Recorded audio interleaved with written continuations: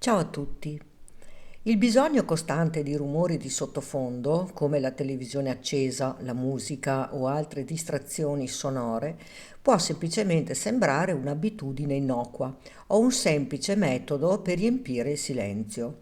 Tuttavia, quando si tratta di individui con tratti narcisistici, questa necessità può rivelare molto di più sul loro mondo interiore. Perché un narcisista ha bisogno di un sottofondo sonoro costante? Cosa cerca di evitare o di nascondere?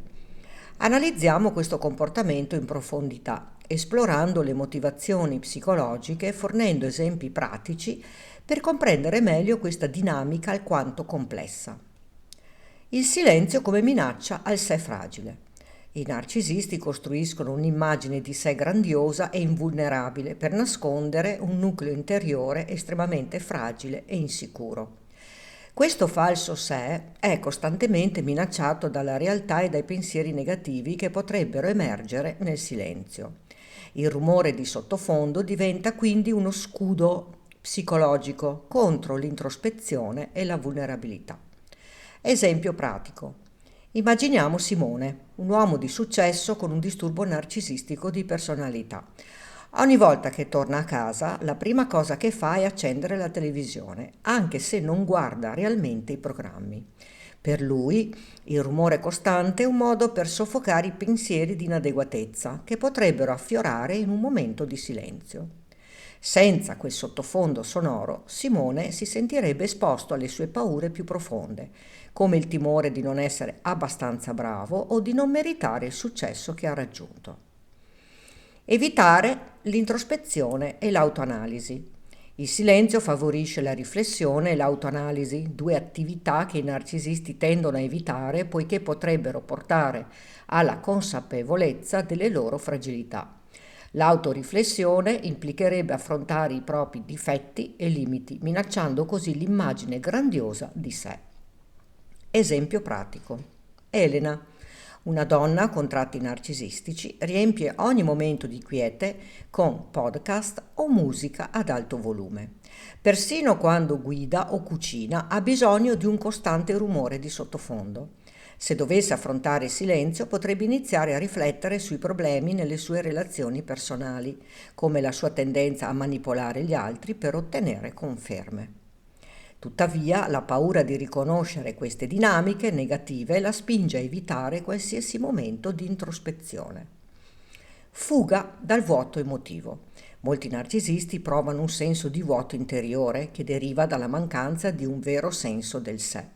Questo vuoto può diventare insopportabile nel silenzio, poiché evidenzia l'assenza di una reale connessione emotiva con se stessi e con gli altri. Il rumore di sottofondo funge da distrazione continua per evitare di affrontare questo vuoto doloroso. Esempio pratico. Giulio vive da solo e ha costantemente la TV accesa, anche mentre dorme. La casa silenziosa gli ricorda quanto si senta solo e disconnesso dagli altri, nonostante abbia una vasta rete di conoscenze superficiali. Il rumore costante lo aiuta a ignorare questo vuoto emotivo e a mantenere l'illusione di avere una vita piena e soddisfacente. Bisogno di controllo e paura della vulnerabilità. Il narcisista ha un bisogno estremo di controllo, incluso il controllo dell'ambiente circostante. Il silenzio è percepito come imprevedibile e potenzialmente minaccioso, poiché potrebbe portare alla perdita di controllo sui propri pensieri ed emozioni. I rumori di sottofondo offrono una sensazione di controllo e di prevedibilità. Esempio pratico. Francesca invita spesso amici a casa, ma mantiene sempre un sottofondo musicale o la TV accesa anche durante le conversazioni. Ha paura di un momento di silenzio perché teme che gli altri possano vedere oltre la sua facciata sicura e carismatica, scoprendo così la sua vulnerabilità emotiva. Il rumore la aiuta a mantenere il controllo della situazione sociale, impedendo momenti di riflessione che potrebbero metterla a disagio. Distrazione dal conflitto interiore. Molti narcisisti vivono un conflitto interiore tra l'immagine grandiosa di sé e la realtà delle loro insicurezze. Questo conflitto genera ansia e stress che vengono temporaneamente placati dai rumori di sottofondo, utilizzati come meccanismo di difesa per evitare il disagio emotivo. Esempio pratico. Luca, un dirigente ambizioso, ascolta costantemente podcast motivazionali anche quando è a casa da solo. Il suo bisogno di successo deriva da un profondo senso di inadeguatezza. Il rumore di sottofondo gli permette di evitare il conflitto interiore tra il desiderio di essere ammirato e la paura di essere scoperto come impostore. Conferma di esistenza e paura dell'abbandono. Alcuni narcisisti hanno paura di sentirsi irrilevanti o invisibili. Il rumore di sottofondo diventa un modo per confermare la propria esistenza e combattere il senso di isolamento o di abbandono. La presenza costante di suoni simula una compagnia, anche se solo virtuale. Esempio pratico. Silvia lascia la TV accesa in sottofondo anche quando sta leggendo o lavorando al computer. La semplice presenza di voci e suoni le dà l'illusione di non essere sola. Questo comportamento nasconde una profonda paura dell'abbandono e dell'isolamento emotivo che Silvia cerca di ignorare attraverso la compagnia artificiale offerta dai rumori di sottofondo.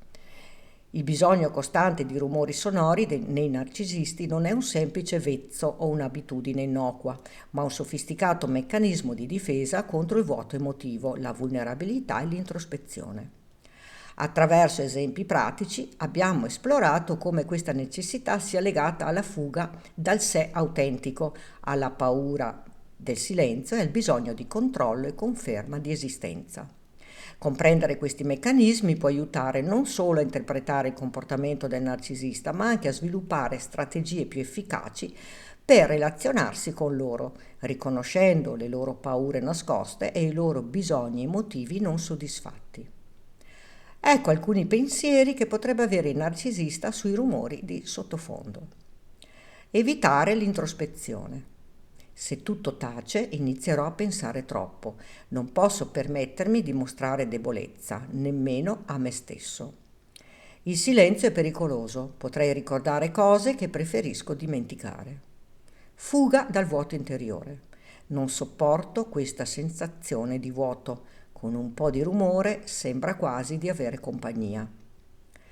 Meglio riempire questo spazio con qualcosa, qualunque cosa, piuttosto che affrontare questo senso di inutilità. Paura della vulnerabilità. Nel silenzio potrei sentirmi troppo esposto.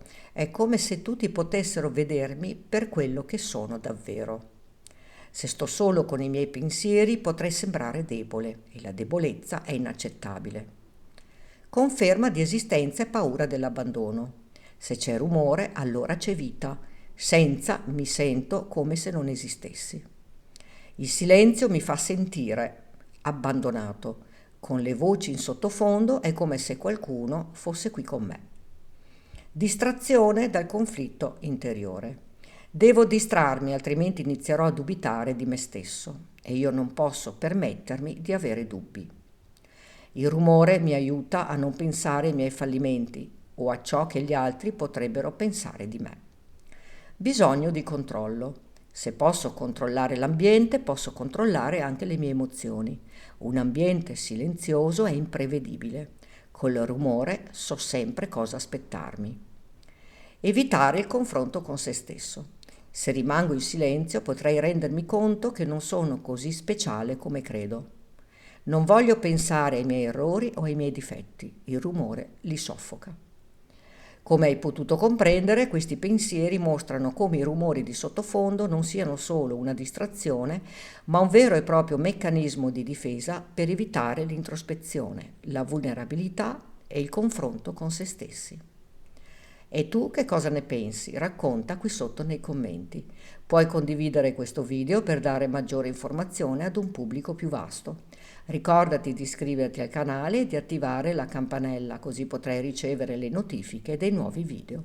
Grazie per avermi seguita.